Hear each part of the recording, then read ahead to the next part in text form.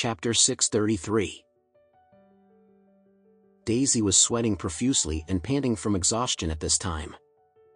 She had already completed several sets of exercises that she had planned for herself.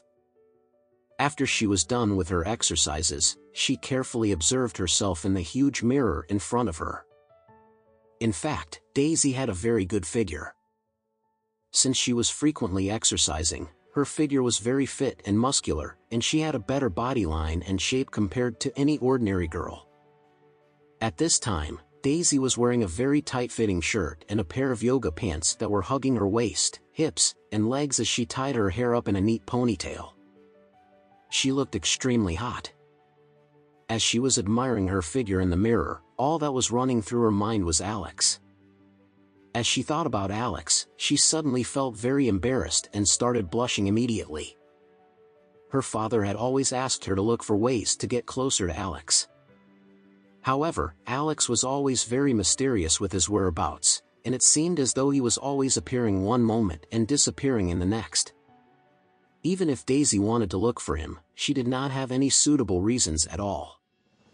When she asked for Alex's help to save her best friend the last time, she never expected Alex to not only help her best friend get rid of the other party's psychological hints and manipulation, but that he would also unexpectedly turn Katja into the laughingstock of the entire country.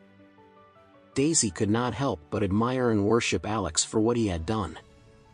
She had always liked and appreciated powerful men who could not only completely conquer her body and mind, but also a man who would be able to make her love him, believe in him, obey him, and even listen to everything that he said. To Daisy, Alex was the perfect candidate. Just as she was thinking about Alex, her cell phone that was on the floor started ringing. The cell phone's ringtone disrupted her thoughts immediately. Daisy looked down at her cell phone and realized that it was a phone call from her father. So, she quickly answered the phone without any hesitation. "Dad?" Matthew quickly asked her solemnly, "Daisy, I have something to ask you, but you have to promise to answer me truthfully." Daisy did not know why her father was being so stern and serious. Therefore, she hurriedly replied, "Okay, Dad. Please go ahead and ask me anything. I will answer all of your questions truthfully." Matthew asked, "Tell me the truth now. Were you the one who asked Mr. Anderson to do whatever he did to Katja?" Daisy was very flustered at this time and she quickly asked, "Dad, how did you find out about it? Did Mr. Anderson tell you about it?" Matthew was shocked. It was indeed her doing.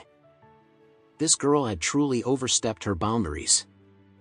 Why had Alex helped her to deal with the second son of the Whale family? Wasn't this simply causing trouble for Alex? As he thought about this, Matthew blurted out, "You little brat. I asked you to go to the Oris University of Finance and Economics to study, not to cause any trouble for Mr. Anderson. Didn't you know about Katja's family background?" Daisy replied in a very aggrieved manner, "I really did not know. I only knew that his family was pretty well off. I did not know everything in detail." After that, Daisy continued speaking, "Besides, I did not ask Mr. Anderson to deal with Katja at all. Katja was the one who used some psychological hints to control and manipulate my best friend.